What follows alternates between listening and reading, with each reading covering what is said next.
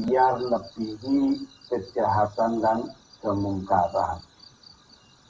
Sampun ngantos menungso nekat anglampahi babat ingkang boten sae. Jalaran ingkang mekaten menika boten cocok kalian fitrahing manungsa.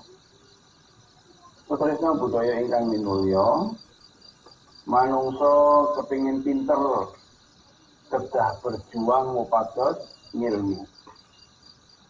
Kepingin sandang tedo ngetok kegiatan ngupados sandang tedo kanthi margi ingkang halal. Boten kenging ngalamun namung ngajeng-ajeng jawahipun emas saking langit. Pun kok bebinten kok ngalamun terus mbok menawa emas saking langit niku tiba.